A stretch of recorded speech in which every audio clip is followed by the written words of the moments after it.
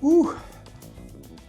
Bonjour à tous et bienvenue dans cette nouvelle vidéo où je vais vous parler un petit peu de mon nouvel engin et surtout comment j'ai réussi à le paramétrer avec le module son et lumière Beyer SFR 1D.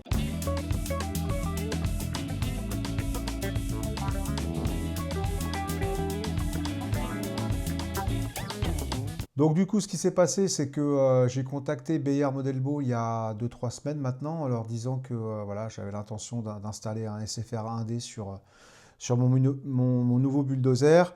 Ils connaissent bien ma chaîne parce qu'ils utilisent une des vidéos que j'avais faites à propos du son de la Caterpillar 330F. Donc j'avais complètement customisé tout, donc c'est sur leur site. Et donc ils m'ont proposé de faire une vidéo en échange de recevoir le module gratuitement. Je vous explique un petit peu comment ça fonctionne, aussi bien au niveau des branchements sur l'ordinateur, sur l'engin, sur la radio, mais aussi le logiciel qu'il faut utiliser parce qu'il faut passer par un logiciel pour utiliser ce module SFR 1D. Donc je vous montre tout ça dans cette vidéo. Ok, donc on va se faire une petite démonstration d'abord de ce qu'est capable l'engin, surtout de quoi on a besoin. Donc il faut bien avoir en tête que ce contrôleur, c'est un contrôleur de vitesse qui fait aussi module son, module lumière. Et c'est un double contrôleur de vitesse. Donc il y a c'est un contrôleur qui est fait spécialement pour les engins à chenille ou à double moteur, comme par exemple certains bateaux, etc. Donc du coup, je vous fais une petite démonstration. Premièrement, et je ne sais pas si vous allez bien pouvoir l'entendre sur la vidéo, je vais démarrer le son. Je vais d'abord faire une démonstration avec le son assez fort et je ne vais pas parler.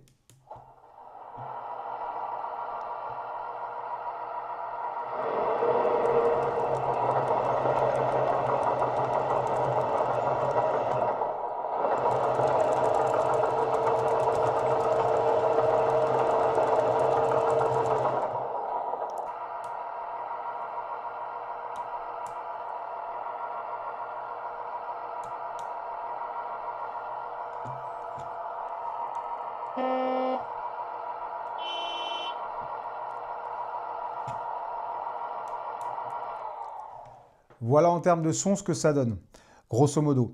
Après, il y a des sons supplémentaires que vous allez pouvoir entendre maintenant. Au niveau de la lame, donc c'est un bulldozer avec une lame V-Pat ou une lame 6 voies, donc c'est-à-dire qu'elle est articulée dans plusieurs sens. Il y a évidemment le haut et le bas, mais elle peut aussi, voilà, s'incliner, voilà, sur le côté, et surtout, elle peut aussi tilter, c'est-à-dire être orientée, voilà, de différentes façons. J'espère que vous le voyez bien sur la vidéo. Alors, si vous avez entendu, à chaque fois que j'active un mouvement hydraulique, donc de lame ou de ripper, alors je vous montre le ripper aussi.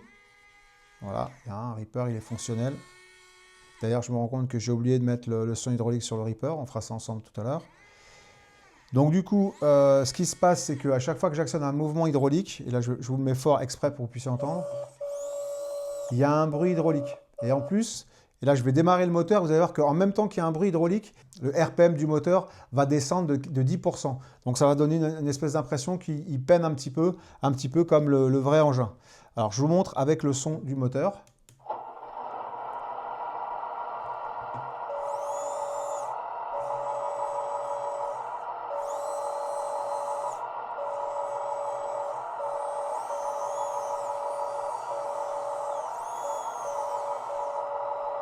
Voilà, je n'ai pas implémenté le bip de recul pour le moment.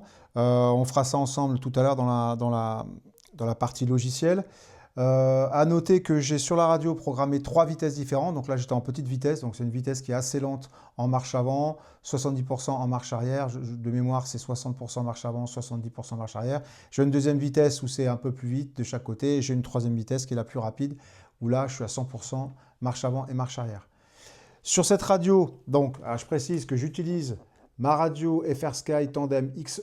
Hein, c'est une super radio, absolument complètement adaptée pour ce genre d'engin parce que la possibilité de piloter la lame sur un seul joystick, hein, puisqu'en fait, on peut tourner le joystick dans ce sens-là. Bon, vous connaissez ça. Donc, j'avais fait une petite vidéo pour vous présenter la radio. Je vous conseille d'aller voir. Super radio. Bon, comment dirais-je, c'est un peu le haut de gamme de chez FR Sky. Mais c'est super, ça marche bien. Puis surtout, le système Ethos qui est embarqué de programmation est vraiment génial. Alors, vous avez remarqué aussi que quand je démarre, il y a un léger flickering sur les feux avant. Alors, attendez, on va éteindre tout le reste. Voilà. et phare arrière. Et vous avez vu, j'ai fait aussi il y a une cinématique spéciale pour les warnings ici, un petit peu comme sur le vrai. C'est une cinématique qui est un petit peu unique à ce bulldozer. Donc je l'ai simulé. Et donc juste pour vous montrer, donc, il y a un flickering de ces deux lumières-là, qui sont en fait des lumières qui sont dépendantes de l'allumage du moteur. Ça fait partie des choses que vous pouvez régler donc, avec le logiciel du SFR 1D. Bon, je démonte tout ça et je reviens vers vous. Vous enlevez le capot, tout simplement, ça a été très bien pensé. Le cabot, ce qui est super, hein, au passage, c'est qu'il se bloque ici, donc en fait, il ne peut pas sortir de son axe. Ensuite, on débranche la batterie. Donc moi, j'utilise une batterie donc Ovonic, donc 3600. Donc elle a la taille parfaite. Et puis surtout, alors j'ai pas encore essayé avec cet engin-là, exactement en poussant dans la terre et tout, mais là, en manœuvrant dans le salon, je suis à plus d'1 heure d'autonomie. Donc nous revoilà avec le modèle qui est ouvert. Donc vous avez vu, un très simple à ouvrir, 4 vis et on peut sortir toute la partie cabine. Alors à l'intérieur, donc j'ai fait ça comme j'ai pu. Hein. Je ne vous cache pas que c'est pas mon fort. Donc là, j'ai chaussé le fameux contrôleur de vitesse, le SFR 1D. Il est ici. J'ai mis un haut-parleur. Là, j'ai l'arrivée électrique. D'accord. Donc là, je suis en XT60. Ici, j'ai réussi à mettre tous les uns sur les autres. Alors, je ne sais pas si c'est vraiment top et vraiment conseillé, mais j'ai mon bec, parce que vous allez voir, j'ai besoin d'un bec pour le pilotage de certaines lumières qui ne fonctionnent qu'en 6 volts. J'ai mon récepteur ici, en dessous mon X8R, et j'ai en dessous un contrôleur de vitesse 2 voies. Il alimente les deux vérins de levage et les vérins pour la rotation comme ça. Voilà. Et tout le reste, sinon, est piloté par le SFR 1D. C'est ça qui est génial, c'est qu'en fait, vous pouvez piloter quasiment toute la partie électronique depuis ce module, quoi. Donc ça, c'est top. Et donc là, après, bon, voilà, j'ai un câble qui passe ici, et puis tout est branché sur l'arrivée là. Donc ça, c'est comment dirais-je, c'est là où vous allez brancher tous les câbles, donc toutes les sorties, les outputs du SFR 1D. Donc ils sont en général des lumières, mais ça peut être d'autres choses. Ça aurait pu être le ventilateur, mais j'ai décidé de l'utiliser d'une autre façon. Je vais vous montrer, je vais faire un dessin et je vais vous montrer un petit peu comment je m'y suis pris. C'était assez simple. Il a fallu que je réfléchisse un petit peu quand même parce qu'il y avait cette histoire-là d'intégrer un BEC pour pouvoir alimenter les lumières. Certaines lumières ne fonctionnent qu'en 6 volts, donc j'avais absolument besoin du BEC, quoi. Mais sinon, ça a été assez simple. Sachant que, en fait, ce qui est génial, c'est que le module SFR 1D, il prend en charge les deux chenilles, évidemment. Il prend en charge deux moteurs, donc deux actuateurs, pardon. Celui du tilt de la lame et celui du Reaper. Il prend en charge le ventilateur. Donc tout ça, ça a été finalement en une seule unité comme ça, qui est, on va dire, elle n'est pas très grande, hein, je vais vous montrer les dimensions. Et c'était assez facile de tout plugger.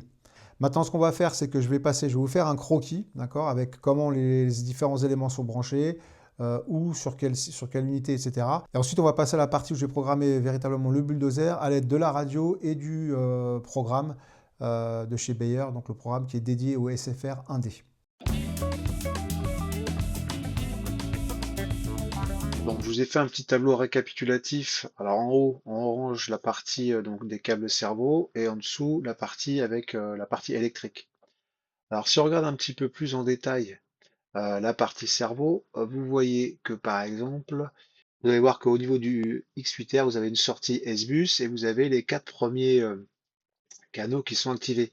Le 1 et le 2, ils partent vers le SFR 1D et le 3 et le 4, ils partent vers le WSC chinois qui contrôle le Reaper et le tilt de la lame. C'est uniquement ces connexions cerveau dont on va avoir besoin pour piloter l'ensemble des fonctionnalités parce qu'on passe par le S-Bus du système SFR 1D et du X8R. Alors pour ce qui est de la partie électrique, c'est un petit peu plus compliqué. J'ai essayé de faire quand même un tableau pour vous simplifier tout ça. Donc vous allez voir après, je vous explique un petit peu avec sur mon iPad avec un schéma, mais j'ai peur que ça vous embrouille plus qu'autre chose. Donc voilà, si vous reprenez un petit peu le tableau qui est ici, au niveau des branchements électriques, vous pouvez voir que si on part du SFR 1D par exemple, et ben les deux moteurs des chenilles, le moteur 1 et le 2, ils sont branchés électriquement sur le moteur 1 et moteur 2 du SFR1D. Donc le WSC, donc il y a donc deux sorties électriques. Bon, ils sont branchés sur le moteur 3 et le moteur 4 du SFR1D. Le ventilateur, il est branché sur le smoke du SFR1D. Et alors là, la petite subtilité, c'est que vous avez les LED en 12 volts. Donc on peut les brancher directement sur l'output du SFR1D. D'accord? Alors vous verrez que sur l'output de 1 à 8, c'est des négatifs et 9 et 10, c'est des positifs. Donc tous les noirs LED en 12 volts, vous les branchez entre le 1 et le 8. D'accord? Et puis le positif, vous le branchez sur le 9 et 10. Par contre, pour ce qui est donc des LED en 6 volts, là, il a fallu passer par un bec. D'accord? Donc le LED positive, euh, le fil rouge des LED en 6 volts, il part sur le bec. D'accord? Et les LED, les fils noirs des LED en 6 volts, ils partent directement sur les outputs du SFR1D donc les connecteurs, les entrées, les sorties de 1 à 8. Voilà. Voilà un petit peu le résumé. Bon, je vous explique un petit peu tout avec l'iPad dans la suite de la vidéo. J'espère que je ne vais pas vous embrouiller plus qu'autre chose. Sinon, vous passez directement au chapitre suivant. Donc la première chose que je vais avoir, c'est je vais regarder un petit peu tout ce que je dois brancher. Donc déjà, j'ai mes moteurs 1, moteur 2. J'ai ensuite, pour la lame, j'ai le lift. J'ai le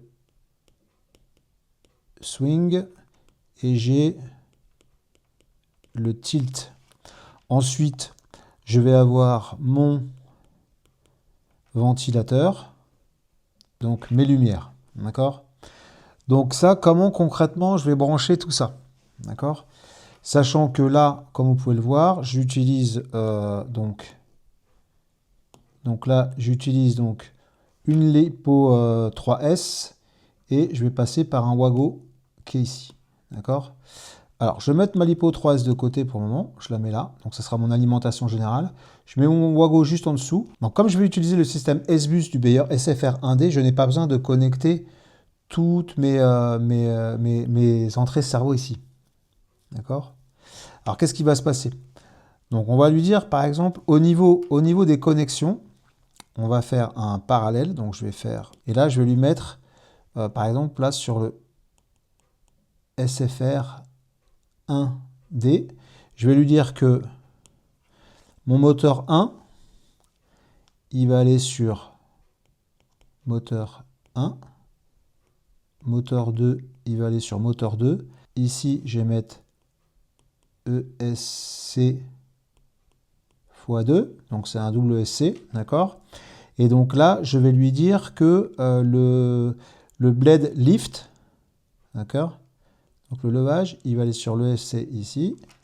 Le swing, il va aller sur le SC ici. Donc on est d'accord que le moteur 1, hop, il va hop, sur le SFR1D. Et par contre le tilt, hop, il va aller sur le moteur 3.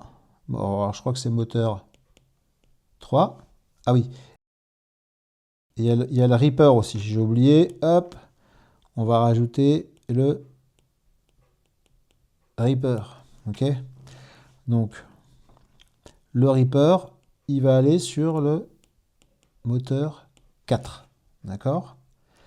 Les lumières, elles vont aller sur les outputs, d'accord, du SFR. Et le fan, il va aller sur le smoke. Voilà, d'accord? Donc finalement, je vais avoir besoin uniquement de mon SFR 1D, d'un ESC double entrée pour piloter l'intégralité de mes lampes, de vérin, etc. et mes moteurs. D'accord? Donc maintenant, on va regarder un petit peu comment on peut faire pour brancher tout ça. Donc électriquement, j'ai le plus de mon LiPo, plus qui va se brancher ici. Le plus du Wago, il va aller sur le plus du bec. D'accord? Voilà. Là, c'est le moins. Ça va sur mon Wago. Et de mon Wago, je vais aller sur le moins du bec. Je vais brancher ici. Alors, je vais faire... Il y a un moins qui vient là. Un plus qui vient là. OK.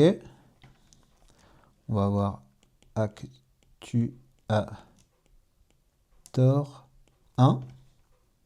Et ici, le actuator 2. Rouge ici, qui vient se brancher sur les 12 volts. J'ai le blanc ici, qui vient se brancher ici. Ensuite, j'ai mes deux moteurs M1, M2, M3. Donc là, j'ai mes moteurs, d'accord? Donc, moteur 1. Moteur 2. Et ici, j'ai 3 et 4. OK? Là, j'ai mon ventilo ici. Par exemple, on va faire ça, on va le faire en bleu, par exemple. Là, j'ai mon ventilo. J'ai mes LED 12 volts.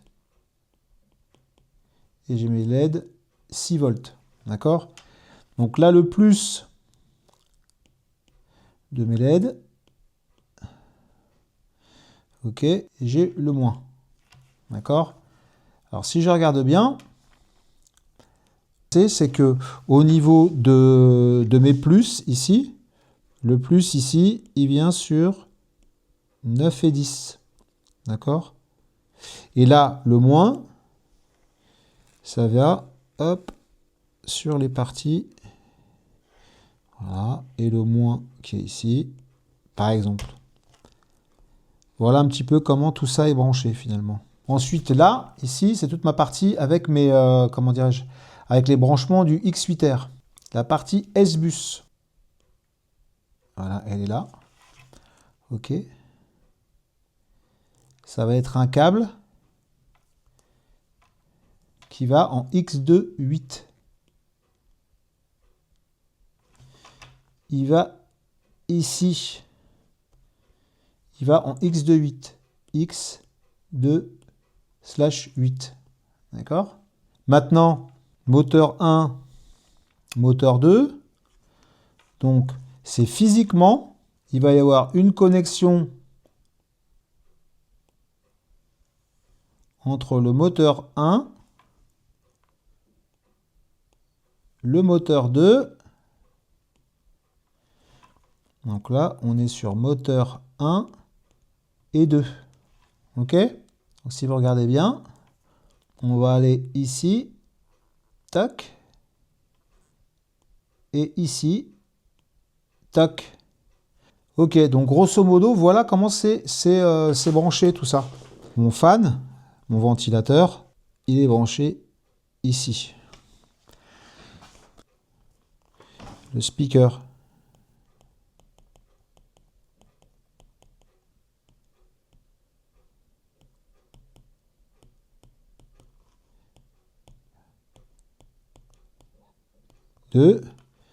Donc il faut brancher ici.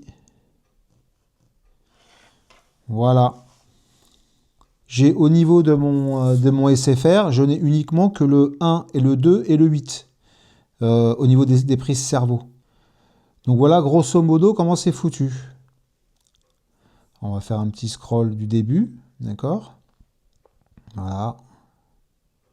Vous voyez un petit peu comment tout ça est foutu.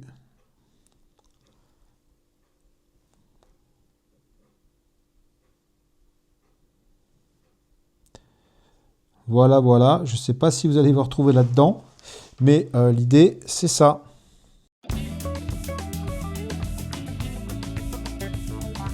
Il faut savoir que tout d'abord, le logiciel il est compatible Windows seulement. D'accord? Donc il vous faut un ordinateur Windows. Bon, ce qui n'est pas mon cas, donc c'est un petit peu galère. Mais voilà. Après, on vous dit qu'il y a des émulateurs sur Mac pour faire tourner des logiciels Windows. Sur mon Mac, je n'installerai jamais ce genre de truc. Donc, j'utilise un ordinateur que je suis obligé d'emprunter, entre guillemets. Et surtout, très très important, pour pouvoir transférer directement les fichiers, aussi bien audio que les fichiers de configuration, le paramétrage, il vous faut ce câble. Ce câble, c'est ce qu'ils appellent un câble K-USB 2, d'accord? Et ça, c'est un indispensable, d'accord? Vous prenez ça et ça, vous le branchez donc sur votre ordinateur, vous branchez sur le module son, et vous allez pouvoir envoyer en direct les modifications. Parce que sinon, il faut passer par la carte SD, il faut l'enlever du module son, le mettre dans l'ordinateur, etc., faire des allers-retours. C'est un enfer, donc ça ne coûte pas très cher. Je vous conseille directement d'investir dans un câble K-USB 2. Donc une fois qu'on a branché tout ça, donc ce fameux câble USB 2 qui fait l'interface entre l'ordinateur et le modèle, on peut, vous allez voir ici, si vous regardez bien, d'accord? Donc admettons, normalement là vous n'avez rien, d'accord? Moi je vous fournirai bien évidemment mon fichier de configuration. Donc là ce que vous allez faire, à chaque fois que vous allez faire des modifications, par exemple si vous changez un son, ou par exemple si vous faites une modification, vous allez pouvoir faire transférer le fichier. Donc là ce que j'ai fait, c'est que j'ai chargé mon fichier de configuration, d'accord? Donc avec...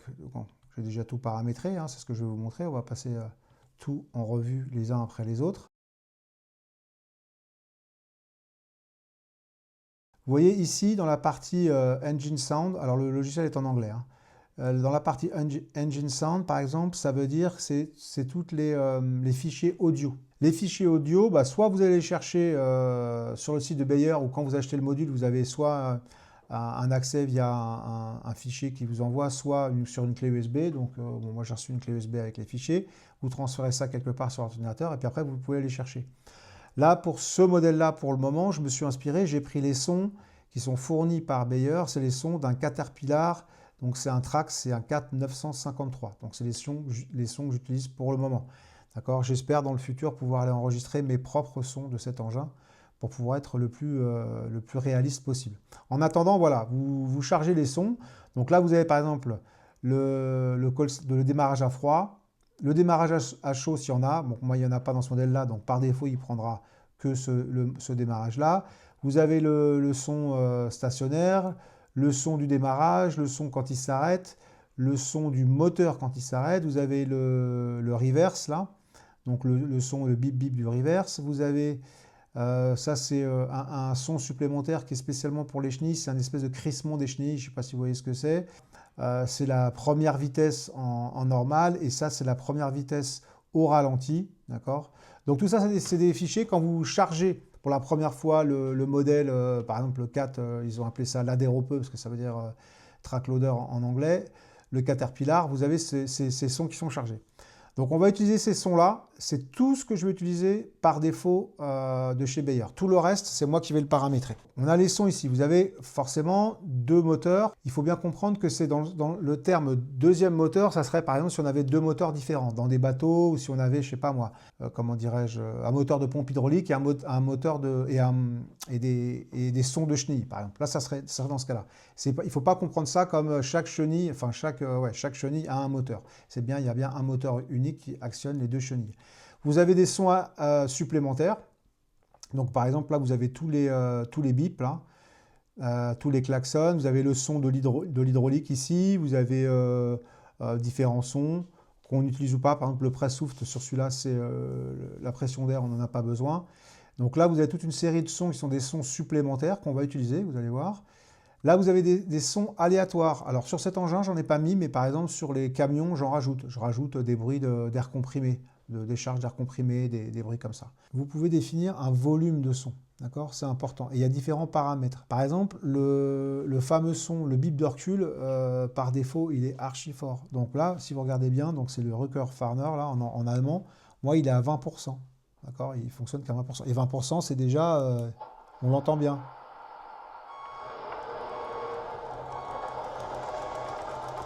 Oui, on pourra peut-être même le baisser. Là, vous avez la possibilité de rajouter des morceaux de musique. Bon, voilà, ça ne m'intéresse pas tellement. Vous pouvez faire des notes sur votre projet. Et là, on atteint l'onglet configuration. Donc, normalement, on arrive dans l'onglet général. Donc là, on est bien onglet configuration, sous-onglet général. Et c'est là où ça devient intéressant. Si vous regardez bien, on a une partie générale, une partie contrôleur de vitesse, une partie sur le son du moteur, les sons supplémentaires. Là, très important, on verra ça ensuite, c'est le fait de pouvoir configurer un S-Bus pour pouvoir avoir une connexion jusqu'à 8 voix sur une seule entrée sur la radio.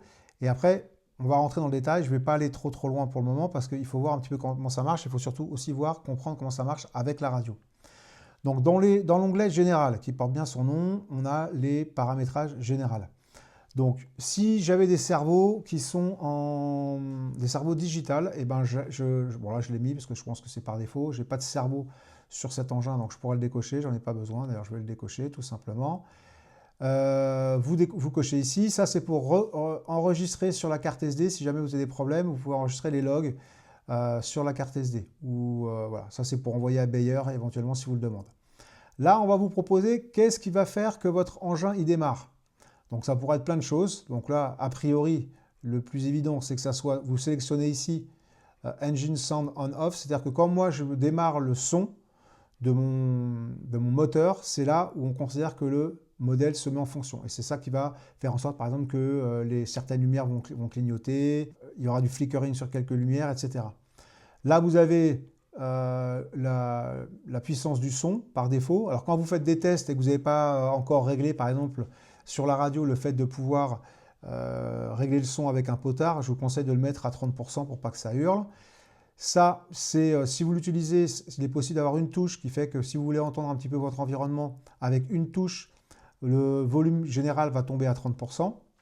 Ensuite, là, vous pouvez lui dire que vous pouvez aller lui donner une voix, donc une voix de votre radio qui va servir, donc il faut que ce soit un potard, hein, une voix de votre radio qui va servir à directement contrôler le volume du son, hein, comme sur une radio. D'accord? Donc moi, j'ai toujours le canal 16 pour ça. Voilà. Donc ça, c'est, par exemple, ça va vous dire que, donc ça s'appelle le son, le volume du son dynamique, c'est-à-dire que quand l'engin ne bouge pas, le son sera de 20% moins fort que quand il bouge. Donc ça fait que quand il bouge, eh ben, voilà, il fait plus de bruit, en gros. D'accord?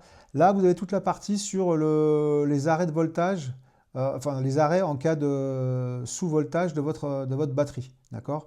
Donc là, vous avez des trucs par défaut, donc une LiPo 3S, etc. Puis après, vous pouvez créer vous-même vos propres niveaux. Donc moi, je suis à 11.1. Le son s'arrête et à 11.0, les chenilles s'arrêtent, le modèle s'arrête. Si ça reste pendant, par exemple là ça va être pendant 4 minutes et là pendant 1 minute. D'accord? Et là vous pouvez lui dire, voilà, qu'est-ce qui se passe quand il y a un sous-voltage.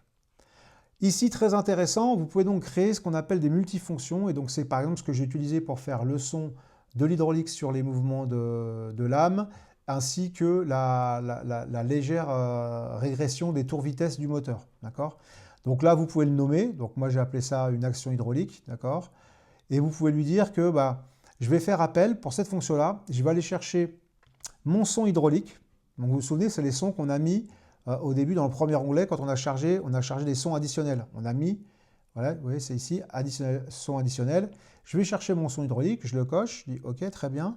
Et en même temps, je vais lui dire, donc ça, c'est un paramétrage possible du logiciel. C'est que vous pouvez lui dire, je vais décider de faire un changement de régime, d'accord, du moteur. Donc là, pareil, je vais le chercher, Engine Sound RPM Change, et vous allez voir que dans la partie moteur, un peu plus tard, on peut lui dire à quel niveau on veut que le régime moteur descende. Là, je m'étais créé pour faire un test une deuxième multifonction où je voulais qu'avec un seul bouton, avec un seul switch, je puisse allumer toutes les lumières. Donc là, vous pouvez les rajouter. D'accord? Donc là, vous allez chercher vos lumières. Alors c'est pareil, les lumières, vous allez voir, on les configure donc dans la sortie. Et puis vous pouvez venir les chercher ici et dire avec un seul bouton, enfin, disons, on va créer un multifonction et cette multifonction, on va pouvoir ensuite la pousser sur la radio. Donc vous pouvez créer jusqu'à 4 multifonctions, donc ça c'est super, c'est vachement pratique. Ensuite, on va aller dans la partie donc, contrôleur de vitesse. Donc, parce que c'est une des spécificités du SFR 1D, c'est qu'il fait contrôleur de vitesse. Première chose, c'est les moteurs 1 et 2. Donc, c'est les moteurs qui sont branchés, comme je vous ai montré dans l'explication tout à l'heure, c'est les deux moteurs qui sont les moteurs des chenilles. Donc, deux moteurs, un gauche, un droite. Là, vous avez une pléthore de possibilités de mixage des chenilles. D'accord? Donc, ça, c'est super, surtout pour ceux qui ne savent pas les mixer dans la radio, par exemple. qui ne savent pas comment faire parce qu'en fait, vous avez des modes. Alors, évidemment, moi, je ne l'ai pas utilisé parce que je veux mon propre mixage dans la radio. Et en fait, je veux que pour chaque vitesse, je puisse avoir un type d'inertie différent. Donc, moi, je n'utilise pas les mixages qui sont intégrés par le système. Mais là, vous en avez plusieurs. Et si vous regardez dans le manuel, vous allez voir, c'est assez intéressant. Donc là, vous avez plusieurs types de mixages qui sont définis directement dans le système. Si vous ne voulez pas le faire dans la radio, parce que bon, je sais que la plupart des gens galèrent pour faire mixer des chenilles correctement dans la radio, vous pouvez utiliser les paramétrages qui sont proposés par le module. Donc vous en avez plusieurs. Donc par exemple là, le premier, le numéro 1, c'est un mixage des chenilles 1-1. C'est-à-dire que quand vous allez tourner, chaque chenille va ralentir, donc on peut tourner à gauche ou à droite, d'un rapport de 1 sur 1.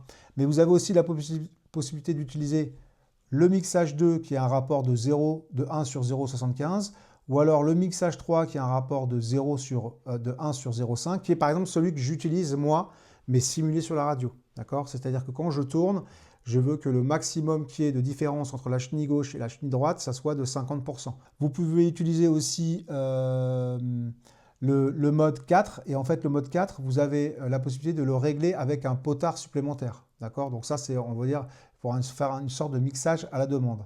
Ensuite, vous avez d'autres paramétrages on est toujours sur le mixage des chenilles. Vous avez un différentiel, mais ça c'est plus pour les bateaux ou pour les voitures, ou pour les camions. Imaginez un camion, vous n'avez pas de différentiel physique, donc vous voulez le simuler, et ben vous pouvez le simuler par exemple avec les trois options qui sont ici. Donc la première, c'est avec des courbes. Bon, c'est plus ou moins ce que j'ai fait moi avec ma radio sur un autre modèle. Vous avez un différentiel qui va réagir en fonction, donc le prop 2, la direction. Donc plus vous dirigez, plus vous tournez, plus il y a un différentiel qui est prononcé. Et après, vous pouvez utiliser un différentiel avec une valeur fixe. D'accord? Donc ça, c'est tous les modes de mixage donc des moteurs 1 et 2. Sachant que nous, pour tout ce qui est engin à chenille, on n'utilise que les 5 premiers. Par exemple, vous pouvez inverser, d'accord, un de vos moteurs. Donc quand vous les branchez physiquement, des fois, ils sont plus trop atteignables. Donc au lieu de changer la polarité des moteurs, vous pouvez le changer ici. Là, ensuite, vous avez tout un système qui permet de faire un contrôle de l'inertie. Load regulation et inertia, ça fonctionne de pair. Vous définissez d'abord une inertie pour votre véhicule. Alors, c'est pareil, je ne l'ai pas utilisé parce que je l'ai simulé directement dans la radio, parce que ça me permet, moi, de tout faire dans la radio une fois pour toutes, et surtout, je trouve que ça me permet un paramétrage beaucoup plus fin. Alors, j'ai essayé, hein, ça marche très bien. Par exemple, pour ce genre d'engin, j'ai trouvé que le médium était pas mal. Donc, ça va vous permettre, si vous voulez, qu'au lieu que votre engin il fasse un arrêt abrupt et un redémarrage abrupt dans un sens et dans l'autre, il va y avoir une sorte une inertie qui est simulée. Donc ça marche très bien. Mais attention, petite subtilité, pour que cette inertie elle soit effective, il faut aussi que vous ayez activé ce qu'ils appellent la régulation de poids. Alors je ne sais pas trop comment ça se traduit en termes techniques pour les camionneurs ou pour les tankistes, je ne sais pas trop. Mais en tout cas, il faut absolument l'activer ici. Alors après, c'est des choses que vous pouvez activer via un bouton de votre radio. D'accord? Donc vous pouvez l'activer, non seulement l'activer et le désactiver, mais vous pouvez aussi mettre plusieurs valeurs et changer avec les valeurs. C'est ce que j'ai fait quand j'ai fait mes tests. D'accord? Vous pouvez aussi, et c'est assez important, quand vous faites une simulation d'inertie, je vous conseille de cocher quand même la case Emergency Stop is possible. Ça veut dire que si vous revenez directement très rapidement au niveau de votre joystick au point neutre, voire en marche arrière, l'engin se stoppe directement, parce que sinon, voilà, il y a de l'inertie, hein. On peut aller cogner quelque chose. Handbrake, ça c'est donc la fonction frein à main, d'accord? Donc frein à main, on n'en a pas vraiment besoin sur les engins à chenilles, parce qu'en fait les moteurs, les moteurs ne vont pas être entraînés par la pente ou par un poids, etc. Donc là, vous n'en avez pas besoin. Par exemple, je vais l'enlever, d'accord? Et on peut lui dire qu'il y a un frein à main, quand on est à l'arrêt, il y a un frein à main qui est simulé. Donc ça, j'en ai pas besoin. Alors là, ce qu'on va faire, par exemple, pour mettre à jour les paramètres, ces paramètres-là, c'est un bon exemple, on va faire transférer le projet vers la carte SD. Donc on clique là-dessus. Donc la première fois, il va chercher sur quel port est la carte. Voilà. Et après, il redémarre l'engin. D'accord? Donc une fois qu'il a redémarré l'engin, ça veut dire que les modifications, elles ont été prises en compte. Donc là, je vais le rééteindre pour que vous n'ayez pas le son dans les oreilles. Donc voilà comment ça se passe pour le transfert des données. C'est super simple justement grâce à ce câble. Ensuite, vous n'oubliez pas qu'on a aussi la possibilité, et ce que j'ai fait d'ailleurs, d'utiliser les moteurs 3 et 4. C'est des entrées qui correspondent à des moteurs qui sont beaucoup moins puissants. de mémoire, mais voilà, je vous dirai ça, je vais mettre en surimpression. C'est 60 ampères pour les moteurs M1 et M2. Pour les moteurs M3, M4, on est sur du 2 ampères.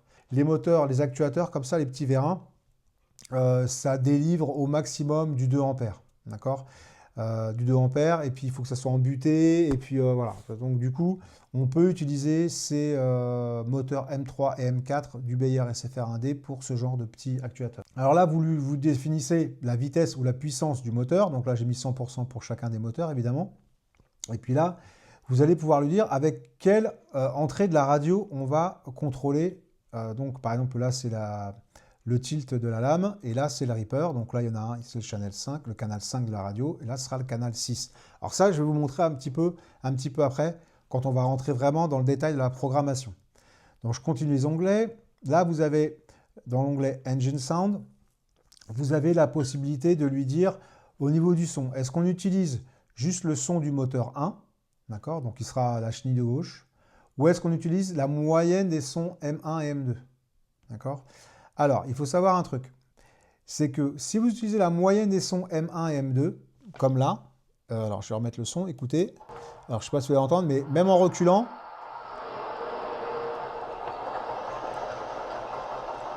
là, je n'ai pas de bruit de recul, hein, je n'ai pas le bip de recul. Si j'utilise seulement le son 1 du moteur 1, je transfère les données. Alors j'espère que vous entendez, mais là en fait, il y a le son du feu de recul, parce que il y a le son de recul, de l'alerte de recul. Parce que ce qui se passe, c'est quand vous faites une moyenne des moteurs 1 et 2, en fait, ce qui se passe, comme c'est un mixage qui sont inversés, si vous voulez, pour qu'ils puissent, en tout cas, ils sont inversés, il y a toujours un moteur qui est forcément en marche avant et un qui est en marche arrière. Donc ils s'annulent tous les deux.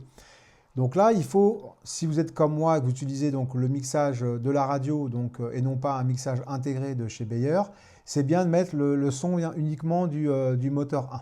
Donc après ça, c'est des valeurs par défaut. Donc ça, c'est la limite à laquelle le son du moteur va considérer qu'il est en ralentissement ou en accélération. Donc 4 et 4, je crois que c'est par défaut. Je vais jouer un peu avec, mais je pense que j'ai remis par défaut. Donc ça marche plutôt bien. Ensuite, là, très important, le passage d'un son à l'autre va être accéléré, il est rapide. Donc là, si vous regardez bien, écoutez, je vais passer de marche avant à marche arrière.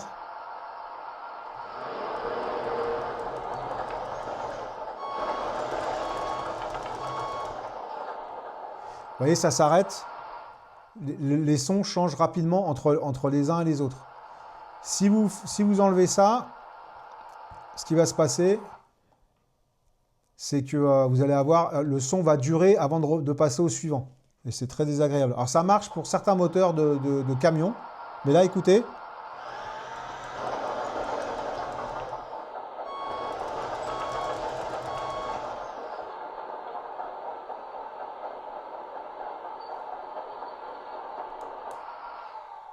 Je ne sais pas si vous avez vu, il était encore en train de tourner. Donc ça, pour les engins à chenilles, très important d'utiliser donc le fast switching. Ensuite, là, nous, on n'a pas de son de frein, d'accord, ou de virage, vous savez, les pneus qui crissent dans les virages. Donc ça, je l'ai laissé par défaut, on ne les utilise pas pour notre modèle. Je vais d'ailleurs en profiter pour relancer, puisque j'ai fait la modif du fast switching. Alors vous pouvez vous dire que moi, je veux que mon engin, il démarre, le son de mon engin démarre automatiquement dès que je presse le joystick des gaz, par exemple. Donc ça, vous pouvez le cocher ici. Alors moi, c'est pas... Et puis il va s'arrêter, vous pouvez lui dire, et au bout de, s'il reste, je sais pas moi, par exemple 10 secondes stationnaire, le son s'arrête, comme si le moteur s'arrêtait. Alors, c'est pas mon délire. Moi, je préfère utiliser un bouton, hein, donc un switch plutôt sur la radio pour démarrer et éteindre. Okay. On peut aussi lui dire que les moteurs 1 et 2 ne vont fonctionner que si le son est démarré.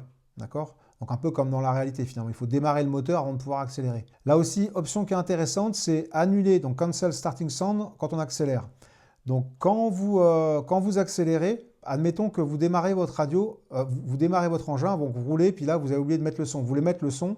Quand vous allez mettre le son, au lieu de faire la procédure, d'avoir le son du démarrage qui n'a aucun sens, qu'en fait il est déjà en train de rouler, il va passer directement à l'accélération.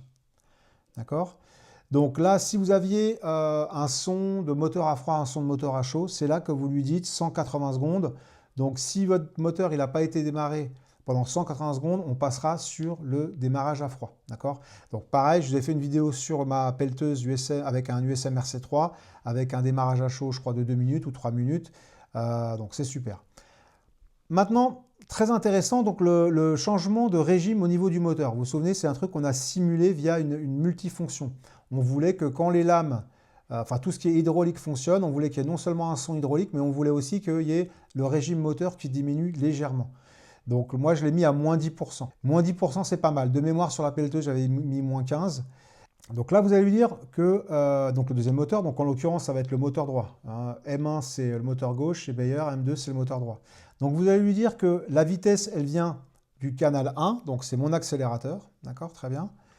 Que là, vous pouvez mettre un deadband, donc une zone neutre. Bon, moi, j'en ai rajouté une sur la radio directement, mais vous pouvez le mettre ici. Et vous pouvez lui dire que la vitesse de son maximum, c'est 150% du volume de son qui est déjà importé dans la radio. Donc ça, vous pouvez jouer avec. Pour cet engin-là, j'ai laissé à 150%, mais par exemple, je sais que pour la plupart des camions, des tombereaux où j'utilise un RC3, j'utilise plutôt, je suis plutôt aux alentours de 110-120%, parce que sinon je trouve que c'est un peu trop criard. Mais là, pour les chenilles, c'est pas mal. Vous pouvez lui dire aussi que quand on démarre un des moteurs, l'autre s'arrête. Donc dans notre cas, c'est pas intéressant. Et vous pouvez lui dire aussi que le moteur 2, il démarre automatiquement quand il y a une action des gaz et qu'il s'arrête directement après un certain nombre de secondes. Okay, donc ça, c'était pour la partie moteur. Alors les sons aléatoires, on ne les utilise pas sur ce modèle-là, mais je l'utilise sur les camions. Par exemple, comme je vous ai dit, je rajoute on appelle ça des trucs des pressions d'air, etc. Bon, il ne faut pas en abuser, mais je trouve que ça rend le modèle un peu vivant d'avoir des sons un peu aléatoires. Alors là, on va partir dans la partie vraiment configuration de l'engin et de la radio. Donc là, c'est très important. Donc, tout d'abord, alors vous n'êtes pas obligé d'activer le S-Bus, hein, vous pouvez tout simplement ne pas l'utiliser et utiliser que les voies physiques de votre récepteur. Donc moi, c'est un X8R, j'ai 8 voies. Mais il se trouve que sur cet engin-là, j'en ai besoin de beaucoup plus, que je crois que je dois être à 11 voies ou 12 voies. Donc ce que vous pouvez faire, c'est que vous pouvez, entre guillemets, tricher. Vous pouvez activer ce qu'on appelle le S-Bus pour le système FrSky, Radio Master, etc. C'est-à-dire qu'en fait, il y a un câble qui va entre, et je vais vous montrer une photo, il y a une câble qui va entre votre récepteur, entre le smart port de votre récepteur FrSky, donc X8R, qui va aller sur l'entrée numéro 8, d'accord, c'est marqué ici, X2 8, de votre module son Bayer, d'accord. Une fois que vous avez lié les deux et que vous avez activé le S-Bus sur votre radio, d'accord, donc en général ça se fait au niveau quand on fait l'appairage, le bind, on peut lui dire qu'on veut que il y ait le S-Bus. Donc au lieu qu'on lui mette par exemple un X8R, au lieu que vous le mettiez de 1 à 8 voix, vous le mettez de 1 à 16 voix et ça en fait ça actionne le mode S-Bus. Donc le mode S-Bus est activé sur mon récepteur, il est évidemment possible de le faire avec ma radio.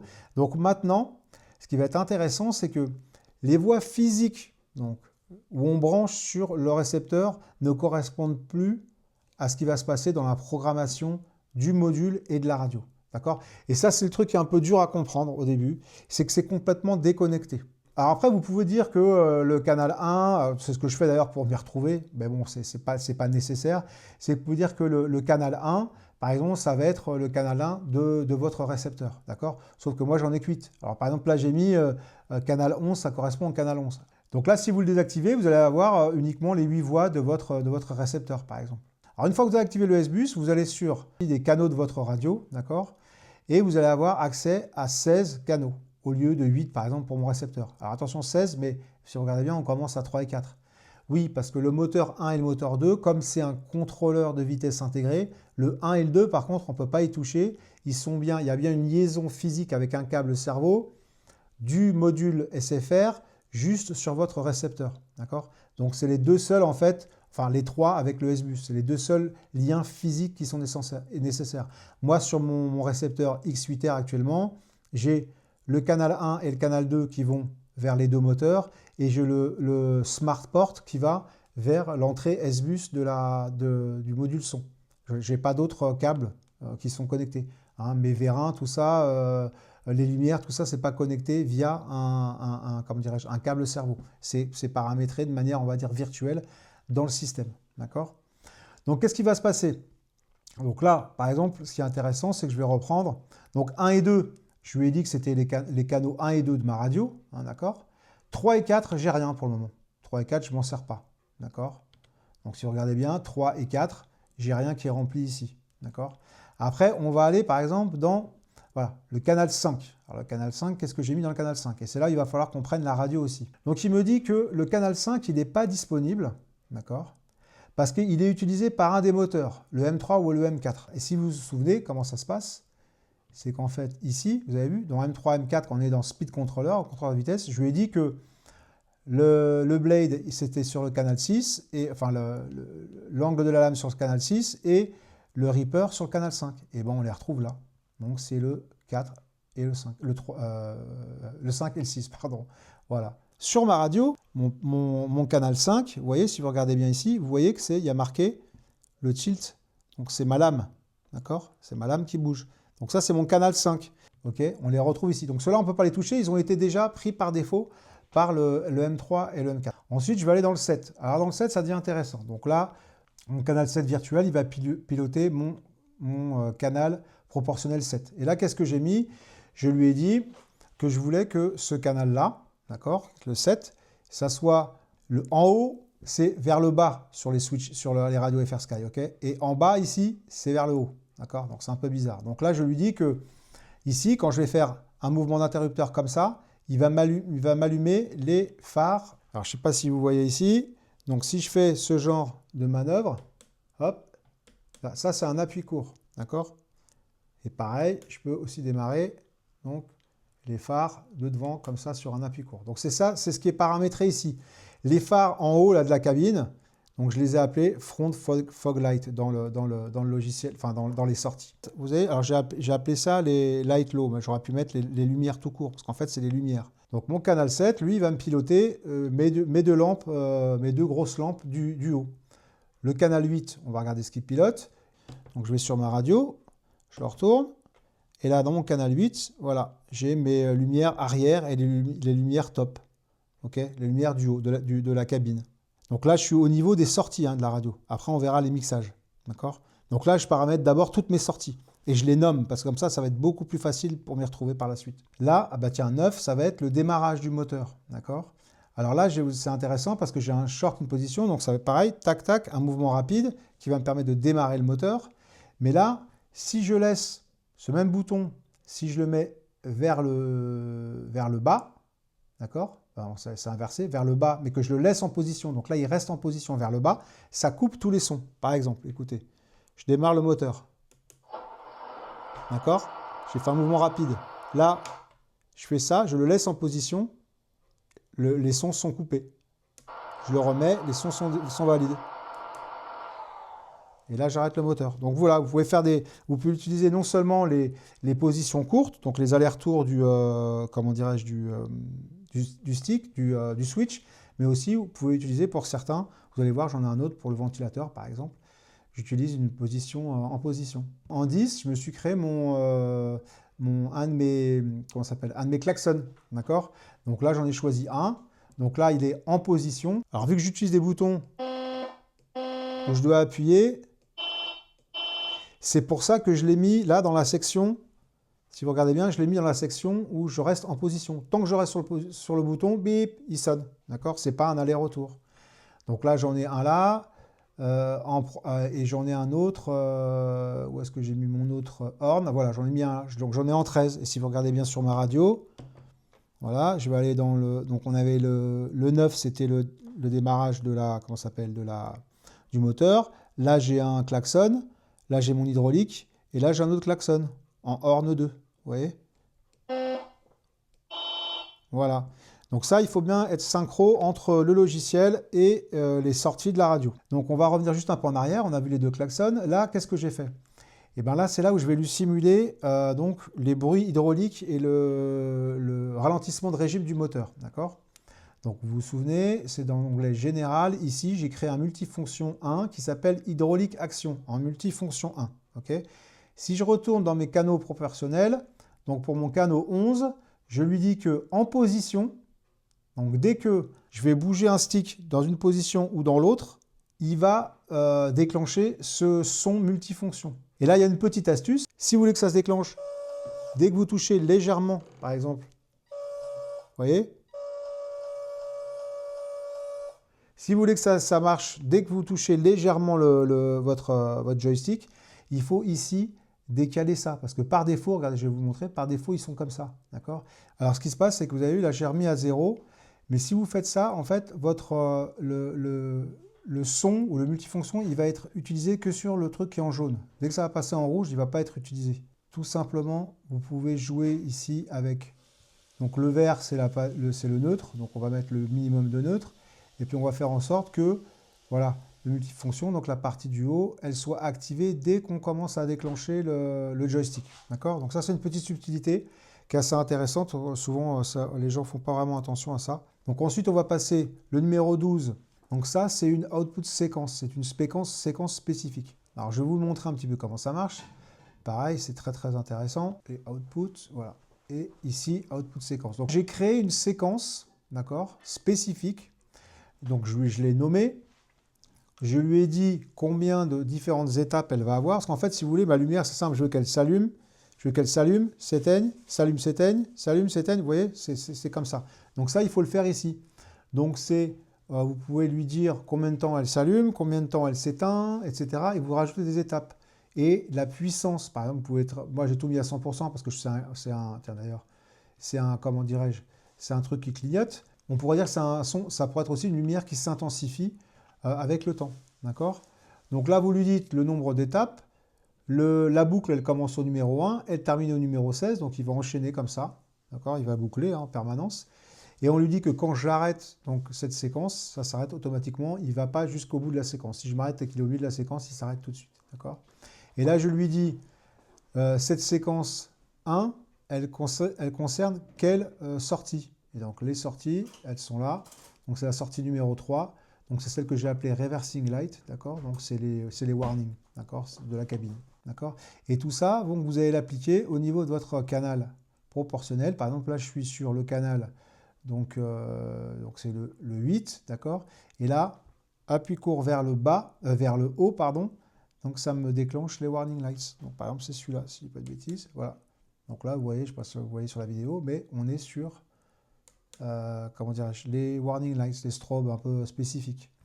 Donc le 12, j'ai rien. Le 13, j'ai un autre son comment dirais-je, de klaxon, hein, que je vous ai montré tout à l'heure.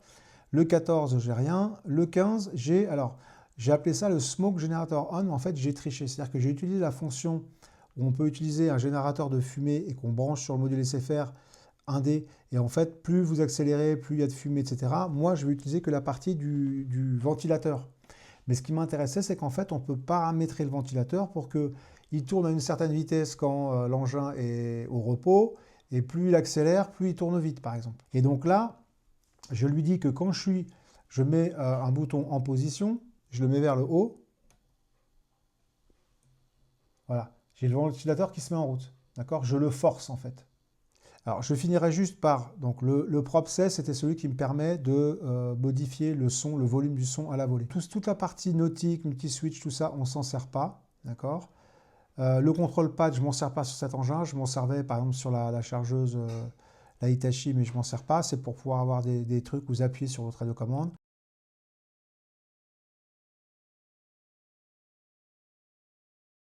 Et ça, c'est la façon dont physiquement j'ai branché, alors je vais vous montrer. Donc physiquement, j'ai branché ici, si vous regardez bien, vous voyez les câbles qui sont ici, c'est toutes mes sorties, d'accord? Donc ça, c'est les plus, mais ce qui m'intéresse, c'est les moins. Mes daytime running lights, c'est les lumières qui démarrent avec le moteur. Quand vous démarrez votre engin, vous avez ces lampes-là qui s'allument automatiquement. Donc par exemple, voilà, je ne sais pas si vous l'avez vu ici, mais il y a ces lampes-là qui se sont allumées, d'accord?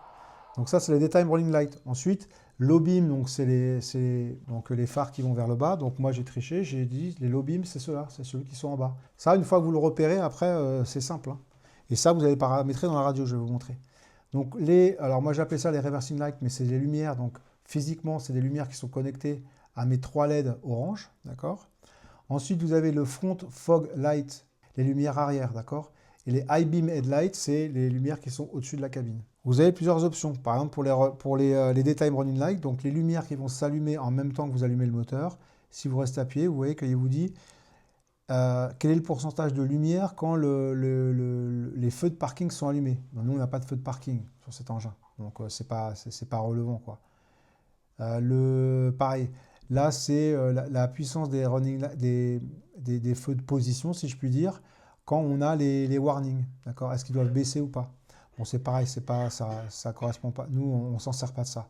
Par contre, je lui ai coché la case où je veux que ça flicker un petit peu quand je démarre le moteur, d'accord? Ensuite, on va dans les options des sorties. Donc, on lui dit, quand on démarre, on veut que le flickering il soit comment? Medium, vous avez plusieurs choix, il n'y en a pas, light ou medium. Bon, j'ai mis medium pour cet engin. L'effet bulbe, je ne m'en sers pas, donc c'est pas grave, mais c'est pareil, vous pouvez mettre light, medium ou heavy. Est-ce qu'on veut sur les camions, par exemple, que les feux de frein, dès qu'on est à l'arrêt, ils soient visibles? Voilà. Vous avez différents réglages, donc différentes options pour toutes les sorties, sachant que nous, dans le cas d'un bulldozer, par exemple, ou d'une pelleteuse, ou d'un engin qui n'est pas un engin camion, un engin de route, il n'y a pas beaucoup d'options dont on peut se servir. Mais par exemple, vous avez les warnings pourraient se mettre automatiquement en route dès qu'on se met en marche arrière. D'accord? Moi, je ne l'ai pas mis parce que j'ai ce système de strobe assez typique qui marche tout le temps. Qu'il avance ou qu'il recule, le bulldozer, c'est à partir du moment où le conducteur le met en route, ça marche tout le temps. Qu'est-ce qu'il y a d'intéressant là-dedans? Bah, c'est à peu près tout. Moi, ce que j'utilisais, donc du coup, c'est que je lui dis que mes lumières, mes feux de position, ils se mettent en route uniquement quand le moteur est en route. Je ne peux pas les démarrer si le moteur n'est pas en route. Alors pourquoi je fais ça? Parce que des fois, quand je suis à des événements, je sais que quand je regarde un engin et que je vois qu'il a les feux allumés, c'est que forcément il est démarré. C'est-à-dire qu'il y a un moteur qui tourne, l'engin est démarré. Donc ça me permet de voir sur le chantier que cet engin-là, il est démarré. Donc c'est pour ça que je le laisse comme ça. Là, on est obligé de cocher que les warnings, ils se mettent en route uniquement quand on est en route, quand on est en roulement, pas quand on est stationnaire. Sinon, on a le bip de recul qui fonctionne quand on est, comment dirais-je, à l'arrêt, ce qui est très désagréable. Et donc là, il y a la partie avec le smoke generator. Donc je vous rappelle que moi, le smoke generator, ce n'est pas le générateur de fumée en tant que tel, c'est la partie ventilateur qui m'intéresse, puisque j'ai installé le ventilateur sur la sortie, enfin sur l'entrée smoke generator du Beyer SFR 1D. Donc là, qu'est-ce que je lui dis? Je lui dis que quand je suis en position à l'arrêt, mes moteurs démarrés à l'arrêt, le ventilateur, donc, pardon, il tourne qu'à 70%. D'accord? À partir du moment où j'accélère, que je démarre le moteur, il passe à 100%. Et quand je suis à full speed, il passe à 100%. D'accord? Et ça, c'est le nombre, quand on l'éteint, c'est le nombre de secondes où il continue à tourner avant de s'arrêter. D'accord? Donc là, vous pouvez vous amuser. Hein. J'ai mis 100 et 100, mais ça pourrait être, par exemple, voilà, 100% quand je suis à pleine vitesse, mais je pourrais lui dire, voilà, quand je suis en accélération, voilà, je vais lui mettre 90, par exemple. Je vous montre sur la radio. Et là, j'ai mon ventilateur. D'accord? Et j'ai mon volume contrôle du volume sur le canal 16. D'accord? Juste pour revenir rapidement et pour finir sur la partie du logiciel, les sorties cerveau, je ne m'en sers pas sur ce modèle-là, mais par contre, je m'en suis servi sur la pelleteuse. Ça, il faut l'adapter en fonction de vos besoins. Et ça, c'est les séquences, des séquences fonctions. C'est pareil, je ne l'utilise pas là en tant que tel, parce qu'en fait, j'ai utilisé la séquence sur les sorties. Donc là, on va dire que le paramétrage, comme je le souhaite, il est fait dans le logiciel. Donc je vais faire un dernier transfert pour valider les dernières modifications que j'ai faites.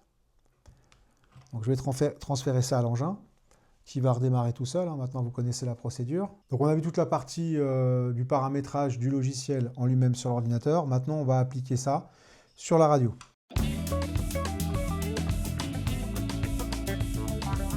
Première chose, qu'est-ce que j'ai sur cette radio? J'ai l'image de mon modèle. J'ai le temps total depuis qu'il a été paramétré, depuis que j'ai bindé le récepteur. Donc vous voyez, ça fait déjà 12 heures et quelques, donc parce qu'il y a eu pas mal de tests, etc. Là, ça fait 1h28 que la batterie, elle est branchée. D'accord, j'ai remis une batterie qui est à 94% chargée. Donc c'est ma LiPo 3600 mAh.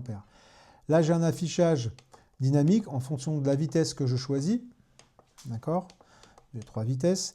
Et puis là, j'ai ma petite subtilité où je me dis, vous savez, le ventilateur, il se met en route automatiquement dès que je démarre l'engin. D'accord? Mais quand l'engin, là, par exemple, il est pas démarrer, le ventilateur ne tourne pas. Admettons qu'il fasse chaud et que je viens juste de m'arrêter et que j'ai envie quand même que le ventilateur fonctionne. Je vais presser tout simplement, voilà, ce bouton-là, j'ai un bouton que je presse vers le haut, d'accord? Et à partir de là, le ventilateur, il se met en route, il est forcé. Voilà, il est forcé à 100%. Et là, il est repassé en mode automatique.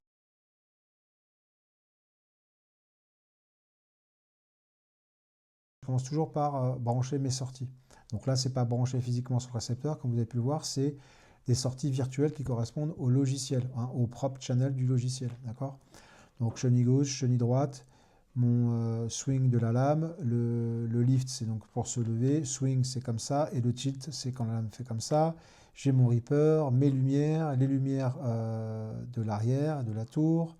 J'ai le démarrage de mon moteur, un premier klaxon, les sons hydrauliques, là j'ai rien, deuxième klaxon, là j'ai rien. Ensuite là j'ai mon ventilateur et enfin ici j'ai le volume, le bouton qui me sert pour manipuler le volume. Alors je vais passer sur tous les paramétrages de télémétrie, etc. hein, ça sera peut-être l'occasion d'une autre vidéo.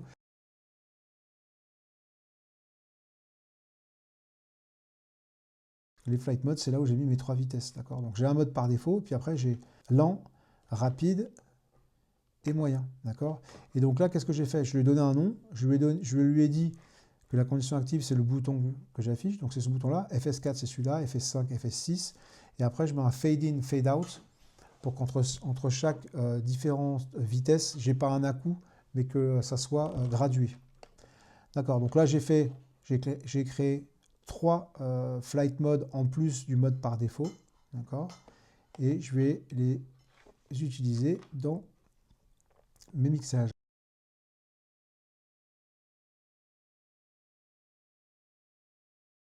D'accord, donc les courbes, on va aller chercher dans le deuxième panneau, donc courbe ici. Donc il y a plusieurs courbes, hein, vous voyez, donc la dead zone, la fameuse courbe dont je disais positive et la courbe négative, là, qui me sert pour les klaxons, etc.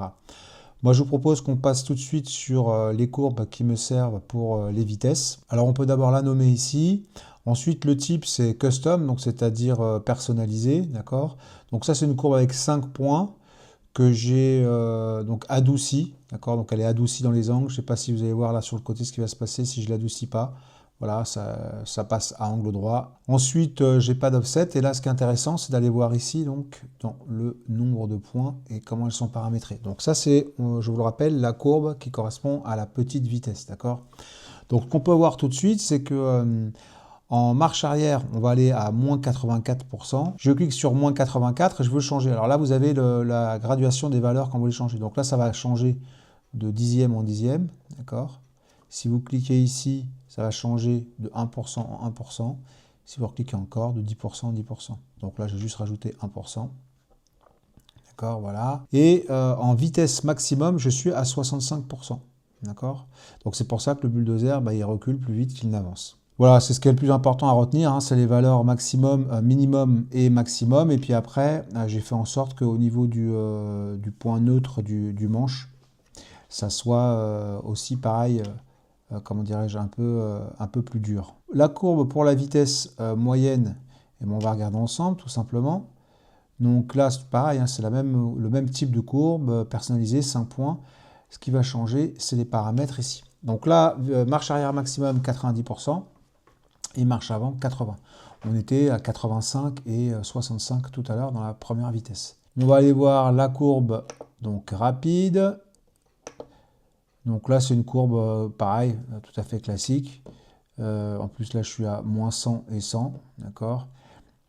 Et j'ai fait une espèce d'exponentielle pour que ça soit un petit peu plus doux au niveau du neutre des gaz. Donc voilà pour les 3 courbes qui me servent pour mes 3 modes de vol, donc qui correspondent à mes vitesses. Ensuite, je vous parlais aussi à un moment, ma courbe de boost, donc que j'ai appliquée sur la plupart des vérins électriques, d'accord? Donc c'est une courbe qui me permet, si vous regardez bien un peu les valeurs ici, c'est que entre 5% de débattement, à partir de 5% de débattement, je grimpe directement à une valeur de 20%. Il faut savoir que c'est des vérins qui sont pas rapides déjà de base, donc du coup, je veux qu'ils aient un petit boost dès que je les actionne. Donc ça, c'est la courbe de boost. On peut aller voir, bon, celle-là, je ne m'en sers pas. Par contre, là, dead zone, donc ça, c'est une courbe que j'applique en général, même si j'ai une radio qui est bien réglée, je mets toujours une dead zone, enfin souvent, on va dire, une dead zone sur les joysticks. D'accord? Et là, vous pouvez regarder que la dead zone, pareil, c'est entre moins 5 et 5%. Alors, souvent, j'utilise 3 et 3, d'ailleurs, je ne sais pas pourquoi j'ai mis 5 et 5, mais bon, sur cette radio, vous voyez, ça flicker un tout petit peu. On peut le voir sur les sorties, d'ailleurs. Vous allez voir que là, par exemple, vous voyez, là, ça bouge un petit peu. C'est-à-dire qu'en fait, là, j'ai une valeur, c'est-à-dire que j'ai un manche, donc ça, c'est le lift, donc c'est ce joystick-là. Et ben le lift, là, il y a un petit point neutre, des fois, qui bouge un petit peu. Alors, dans la courbe, j'ai mis 5%, c'est beaucoup trop. Donc, je vous propose, c'est qu'on aille tout simplement la baisser. Comme ça, on fait un petit exercice ensemble. Donc, je reprends ma courbe, je vais dans les valeurs ici. Je clique tout simplement sur moins 5. Je vais le baisser à moins 3, ça suffit. Et, pardon, 3% aussi. Et donc là, ça rapproche les valeurs entre moins 3% et 3%. Il n'y a pas d'action. Si je fais une action sur le manche très légère, ça ne fera rien du tout. Donc vous voyez que là, c'est des courbes custom, donc personnalisées. Et là, ce que je vous disais, c'était une courbe de fonction. Donc en fait, il y a des courbes qu'on peut créer directement à l'aide de fonctions. Donc je l'ai appelé positif parce que c'est une courbe en fait qui va aller que de 0 à 100%. D'accord? Comment la créer? C'est très simple. Vous allez donc au niveau du type ici, au lieu de mettre custom, hein, souvent c'est custom ou expo, pour ceux qui utilisent l'expo, c'est un mode assez fréquent. Là, vous allez dans fonction tout simplement et vous lui dites, vous allez faire appel à votre fonction. Donc là, moi, ma fonction, c'est positif. Donc c'est que dès que x doit être strictement supérieur à 0. D'accord? Et j'ai fait la même chose, donc si vous regardez bien, pour la fonction négative, et ben c'est pareil. Voilà, c'est une fonction x inférieure à 0. Bon bref, donc les courbes, c'est très très intéressant, très important. Et je vous propose de continuer le tutoriel.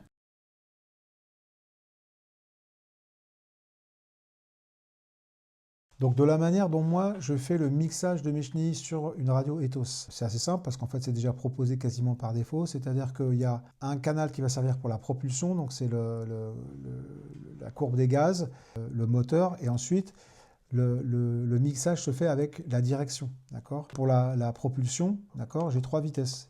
Donc à chaque fois, pour chaque vitesse, j'ai quelque chose qui change. Ensuite, si vous regardez bien, j'ai donc ma direction, donc c'est pour le mixage des chenilles. Là, j'ai levé, baissé la lame. Là, c'est le tilt de la lame. Ça, c'est le swing, donc c'est pour pousser comme ça. Donc tout ça, c'est paramétré. Le Reaper, il est sur voilà, le slider de droite. Vous avez ensuite les lumières, d'accord? Donc c'est mon bouton S1. Donc S1, il est ici. Donc les lumières, elles sont là. Ok, lumière haut et bas. Vous avez les rear lights qui sont... Donc mes lumières derrière, c'est sur le bouton S4, c'est celui-ci. Donc voilà, lumière de derrière. Et vous avez sur S4, vous avez aussi les warnings, d'accord? Les strobes, quoi.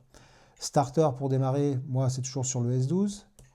S12 vers le haut, d'accord? Etc., etc. Donc ça, c'est les messages, c'est assez simple. Pour mes klaxons, vu que je vais utiliser des boutons poussoirs et que j'ai 2 klaxons sur la même voie, il y en a un que j'ai paramétré avec une courbe qui est une courbe uniquement négative, si je ne dis pas de bêtises, et puis l'autre, le deuxième, celui qui est à gauche, il est sur la courbe normale. Voilà, j'utilise donc ce potard-là pour, comment dirais-je, pour régler le volume du son. Et enfin, j'ai rajouté donc, le ventilateur donc, sur le S5, donc S5 vers le haut, et là, ça démarre mon ventilateur qui est ici. D'accord?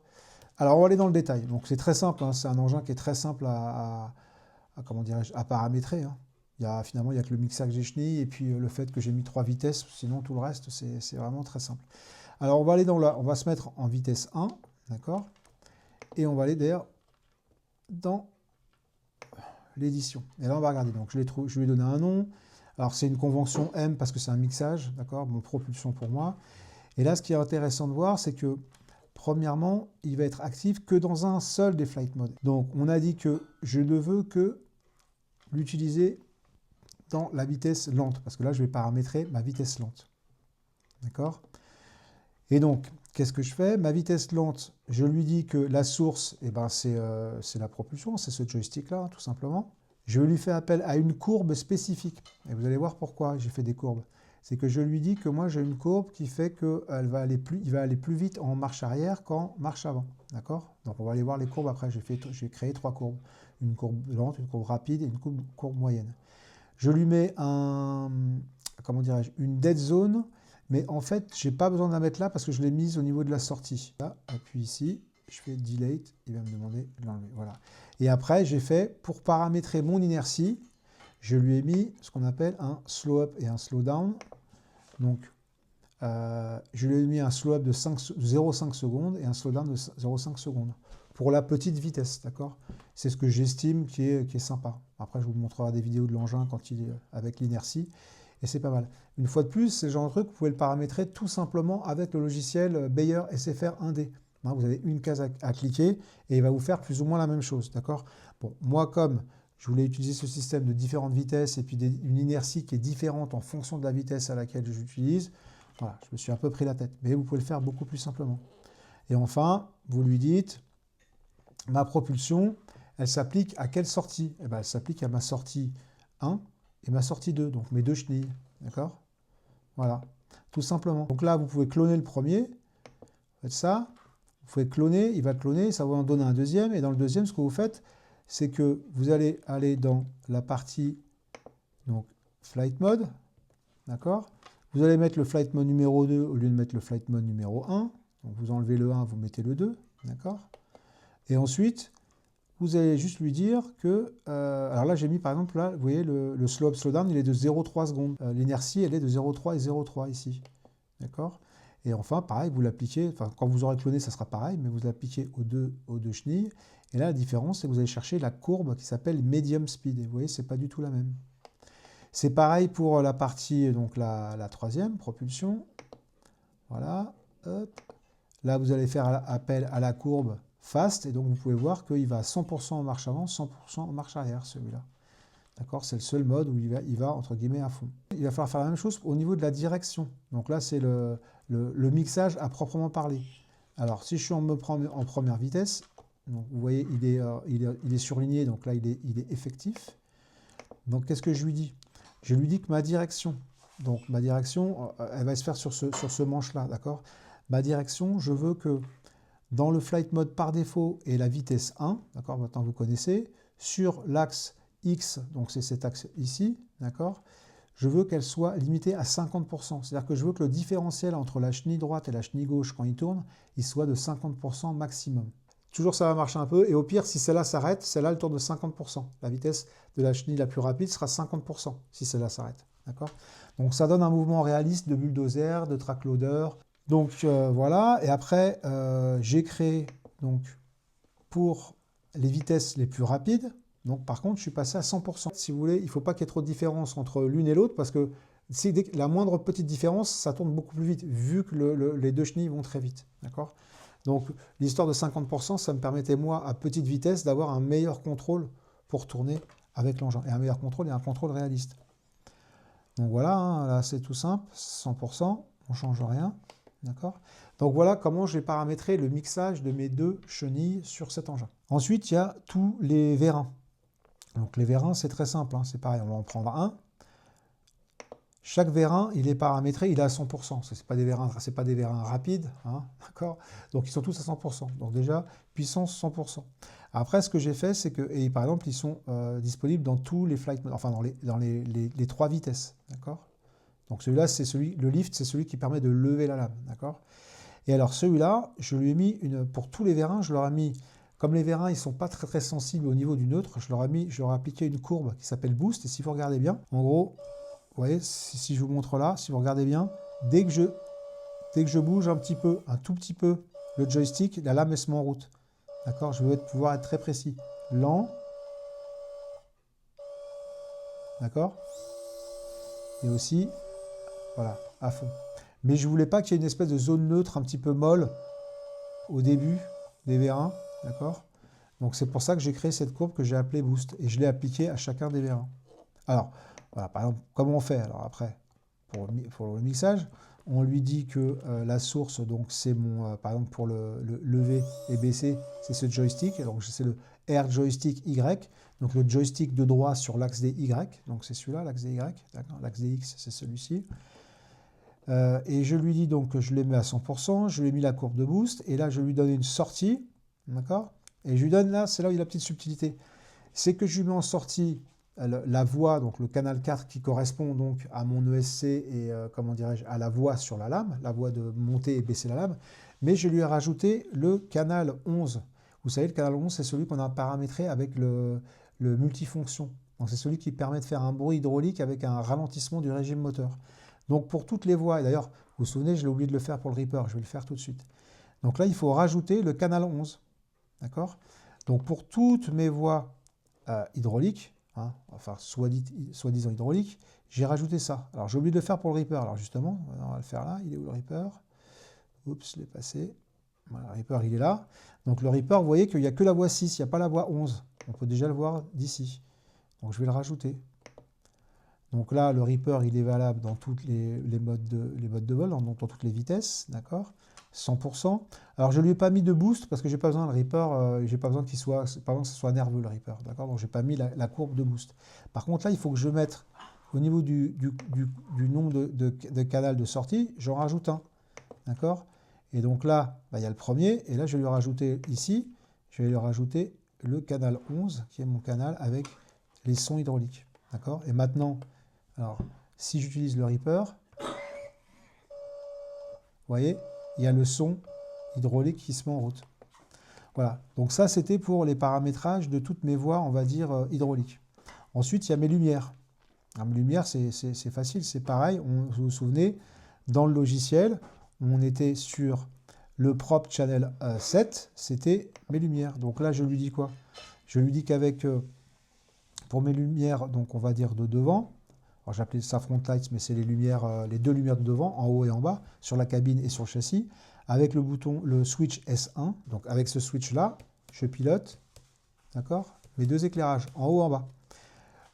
Quoi d'autre? Donc là, le poids, c'est 100%. Et puis après, bah, la sortie, c'est simple. Je lui dis quelle sortie je vais chercher. Bah, je vais chercher ma sortie que j'ai appelée lumière. Vous voyez, c'est pour ça que c'est important de bien les noter, les sorties, parce que comme ça, c'est beaucoup plus facile pour se retrouver après. Donc ça, c'était le canal 7. Pareil, pour les lumières de derrière, c'était le canal 8. D'accord, je l'ai appliqué au bouton S4, je ne sais pas si vous vous souvenez.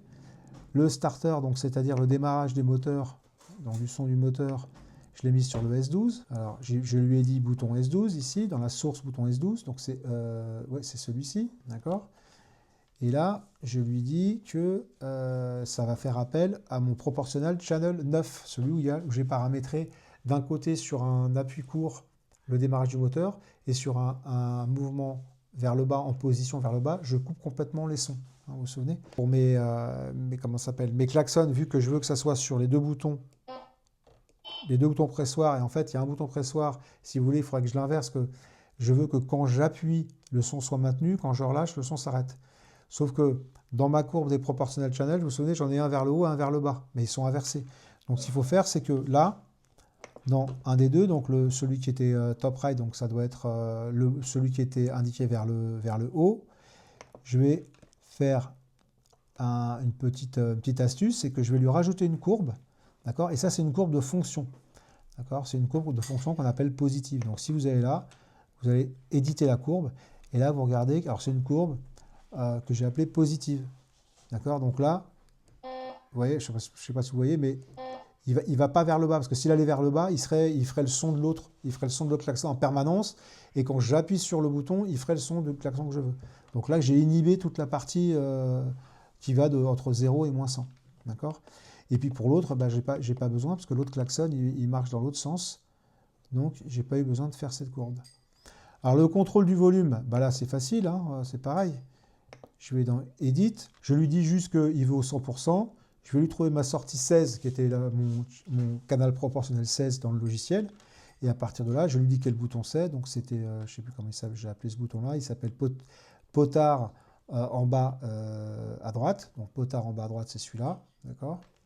Et puis, vous avez le pilotage du volume avec votre potard. Là, pareil, pour le fan, on va regarder. Donc le ventilateur. je lui ai dit que ça allait être le bouton S5, donc c'est celui-ci qui ne me sert à rien, d'accord? Et je lui donne 100%, donc il va être à 100% de puissance. Hein. Le ventilateur, quand je le mets en route, il tourne direct à 100%. Alors, ils sont pas mal ces ventilateurs parce qu'ils sont quand même très silencieux. On verra s'ils sont efficaces. Et donc après, je vais lui appliquer la sortie fan. D'accord? Alors, après, si vous voulez, voilà un petit peu comment moi je paramètre donc mes vitesses, etc. Comme je vous le disais, c'est pas sorcier, c'est vraiment pas compliqué comme paramétrage. Ce qu'il faut avoir en tête, par contre, je pense, c'est que j'utilise donc les 4 boutons qui sont ici, je les utilise pour passer d'un modèle à l'autre. Donc ces quatre switches-là, je ne peux pas les utiliser pour leur donner des fonctions. Ils passent, par exemple, là vers le haut, ça va être le bulldozer, vers le bas, c'est le trax, pelleteuse, le rockback, et puis là, j'ai d'autres engins, je ne sais plus lesquels c'est. Enfin, voilà. Donc ces 4 boutons-là, ils sont dans les fonctions globales, donc dans les fonctions spéciales. Vous voyez, là, je peux charger la 330. Comment ça se passe? J'avais déjà fait une vidéo sur le sujet, hein, pour regarder sur ma chaîne. Mais là, je lui dis que l'action, c'est charger un modèle.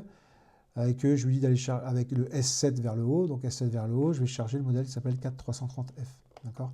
J'ai fait une vidéo spécifique sur le sujet, là, passer d'un engin à l'autre. Donc je vous invite à aller regarder cette vidéo sur ma chaîne. Je vous mettrai un lien dans la description et puis je vais vous en mettre le lien si j'arrive ici. Ok?